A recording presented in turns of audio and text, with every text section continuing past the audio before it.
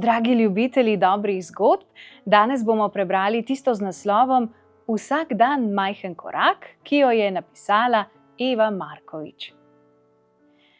Ati pravi, da nam daje mama preveč navodil. Nič čudnega, da otroci ne poslušajo, pribije. Še jaz jim komaj sledim. Navodila morajo biti kratka in jasna, sicer jih otroci pozabijo še preden končaš. Strinjam se z Atijem. Mama daje čisto preveč navodil. Upam, da jo bo pogovor spametoval in se bo malo ustavila. Namesto tega skliče družinski posvet. Resno oznani, da ima Ati prav. Prepiramo se zaradi preprostih stvari, ki bi jih vsi morali že zdavnaj znati. Jaz preveč govorim, vi ne poslušate in Ati se na koncu jezi. No, tudi jaz se jezim, se hitro popravi. Zato se bomo naslednji mesec trudili za 3 res preproste stvari. Ko jih osvojimo, bo čas za naslednji korak. Vmeša se Matej. Naj uganem. Prva bo, da mora biti hiša vedno pospravljena. Druga, da moramo biti otroci čisti in mirni. In tretja, da ubogamo na prvo besedo. Zelo smešno, Matej, vzdihne mama. Žal ne živimo v rajskem vrtu. Moja pričakovanja niso tako visoka. Zadovoljna bom že, če se nam bo ves mesec uspelo držati 3 zelo preprostih pravil. Na kuhinjsko steno nalepi 3 kose papirja. Na prvem z debelim rdečim flomastrom piše: Umivamo si roke. Na drugem je z modro napisano: Pozdravljamo. In na tretjem: Jemo z zaprtimi usti. Matej, Jani in jaz smo ogorčeni. Mama, saj nismo dojenčki, protestiram. Te stvari znamo že 100 let. Zakaj je potem zid okrog stikal vedno črn? Se vmeša Ati.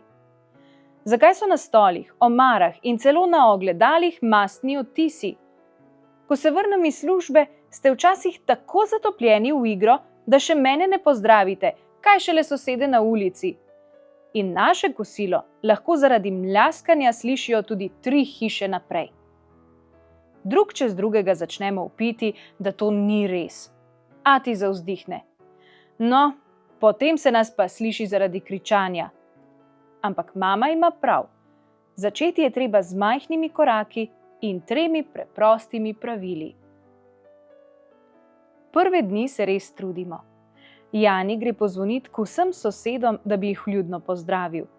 Žal njegove prijaznosti ne razumejo vsi. Pri eni hiši ga okregajo, ker je zvoncem zbudil dojenčka. Pri drugi mu odpre naglušna starka, ki ne razume, kaj želi.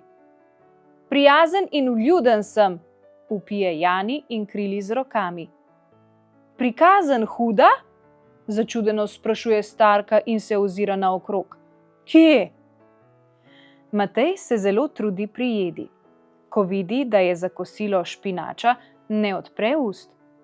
Razloži, da mora imeti usta med jedjo zaprta, torej jih ne more odpreti, da bi vanje nesel žlico. Ati ga pošlje od mize, naj gre z zaprtimi usti zlagat nogavice. Meni umivanje rok ne dela preglavic.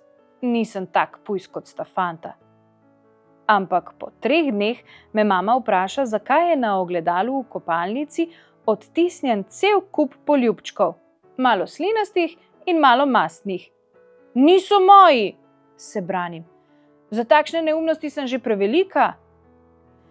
Odtisi so previsoko, da bi jih tam pustila Jani ali Vita, in mislim, da tudi Matej ni bil, reče mami in me opazuje. Nazadnje priznam. Z Vito sva se igrali. Dvignila sem jo, da se je gledala v ogledalu in potem je sama sebi dajala poljubčke. Zelo se je zabavala.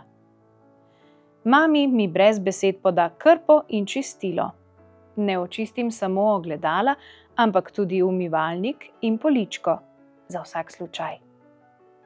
Takrat mimo prikobaca Vita. Za njo se vleče rjava sled. Hej! Kdo je dal Viti čokolado? Se zaderem.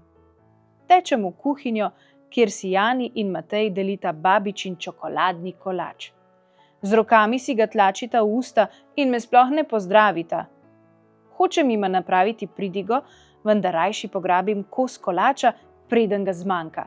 Odličen je! Očitno bomo morali 3 enostavna pravila podaljšati na naslednji mesec. Z majhnimi koraki se daleč pride.